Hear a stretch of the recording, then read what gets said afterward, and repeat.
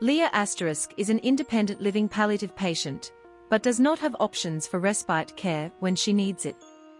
Highlights there are fears that the nurse shortage in aged care is affecting residents' access to medication. There are fears that the nurse shortage in aged care is affecting residents' access to medicine. Palliative patient While Leah is in an aged care home for rest, she was told there would not be enough nurses to give her regular pain medication. Palliative patient Leah was told that while she was staying in an aged care home for rest, there would not be enough nurses to give her regular pain medication. The 66-year-old's medical history can only be described as dire. He was diagnosed with inflammatory bowel disease at the age of 19 and lost his entire large intestine in his early 20s. Leah has had about 130 surgeries since then, including one where she woke up during surgery. 8 years ago, she had all but 1/5 of her small intestine removed. "I shouldn't be alive," Leah said. "I don't have enough guts to live, yet I'm here." She can't eat anymore, and she survives on the hospital formula and Hydralyte. "I usually can't absorb my formula. By time I get to bottom of glass, liquid has already passed through me." On special occasions, Leah will eat a small amount food, a piece of fish, or some ice cream for energy, but the risk intestinal obstruction is high. She describes her life as pretty awful because of the extreme pain caused by scar tissue from multiple surgeries. 10 years ago, it took my surgeon 3 hours to cut adhesions, she said. "I have so much pain in the morning, I can't work." Leah is determined to take care of her dog Pepper. "Leah needs short-acting pain meds every 4 hours, to give myself 3 good hours in the afternoon, when I can walk my dog.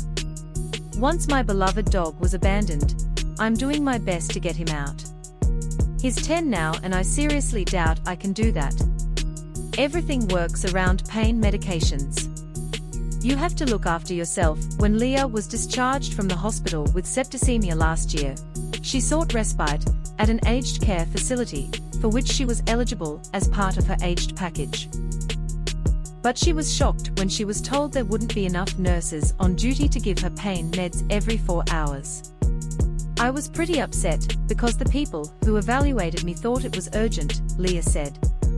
Unable to survive without pain medication, Leah had no choice but to stay home and take care of herself. "I would like to be euthanized, without any pain medication, since the pain would be unbearable," she said. "The main reason I want to talk is because there are a lot of people in nursing homes who can't get pains, and it really upsets me because I know what that means." Leah says pictures and her dog are the only 2 things that motivate to live. "What we did was illegal. Nurses pushed to the limit." Kate has worked as a registered nurse at several aged care facilities for nearly 2.5 years.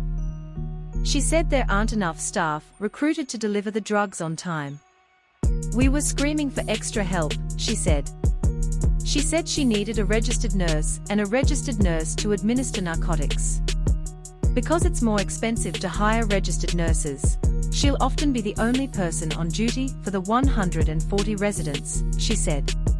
Kate says she will spend her shift running between assistants. Leah says she'll consider voluntary assisted without medication. "It would be impossible to administer medications like morphine or Endone in a timely manner to relieve pain," she said. "You have to have 2 nurses sign the medicine that comes out of a very secure locker. In nursing homes, we used to take everyone's medicines and put them in wheelbarrow, because individually we didn't have time to commute between the medicine cabinet and nursing home room. The reason I didn't say my name is because what we're doing is illegal," she said. But she said she didn't have enough time or resources to follow the right procedures. She said that since she left senior care, she still feels bad about having to deliver medications, especially to people with Parkinson's disease. "You need to give these drugs on time, they are extremely time sensitive," she said. "I have 4 resident patients on Parkinson's medication at the same time.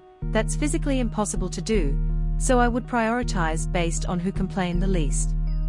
When I reached the 4th person, sometimes they were in bed and couldn't move. There was nothing else I could do. It breaks your heart. Kate said aged care facilities should not be privatized and called for mandatory staffing rates. The workforce challenge. The federal government recently acknowledged that the mid-year target for staff aged care homes with a 247 registered nurse would not be met. Tom Simonson, CEO of the Association of Aged and Community Care Providers, said workforce shortages are extremely worrying. Across Australia, industry said there would be a shortage of 11,758 registered nurses for 2023 to 2024 and 26,902 for the following year, according to Department of Health and Aged Care. The impact pandemic, loss of workers from industry, and financial strain felt by majority aged care providers mean situation is even worse. We also need to not only address current deficit, but increase supply of labor in future to meet increase in demand for aged care services, Simonson said. He said his organization is working with the government to provide more flexibility for visa holders to work in aged care. The sector is also campaigning for aged care nurses to receive salaries appropriate to their colleagues in the public hospital. A 15% salary increase in aged care award rates takes effect mid-year. Craig Gear says older people should have access to clinical and nursing care. Craig Gear of the Seniors Advocacy Network said there are workforce challenges in aged care. However, he is hearing more and more examples of seniors not being able to access aged care in respite or special facilities. We don't think this is acceptable, he said. We think a provider should be able to provide the appropriate level of clinical and nursing care, including medication and practice. Respite options for palliative patients. Professor Samar Aoun seeks respite care for elderly palliative patients in aged care facilities. Leah said that a respite for palliative care should be provided to everyone in need. The option I need most, I have very few options. Professor Samar Aoun is the Parent Institute Palliative Care Research Chair at the University of Western Australia. He said the goal should be to provide temporary care to elderly palliative patients in aged care facilities. This allows caregivers of older adults to have time to rest for a while and meet their own needs, he said. It should also result in good quality general palliative care and timely provision of symptom control medications for the patient. But he said palliative care is not accessible to everyone and everywhere. If we're going to have quality of life and quality of community, and palliative care services need to work together. He says that compassionate communities, a global movement that encourages social networks to play a much stronger role in supporting those at the end of life, needs to be rebuilt. *, not their real names.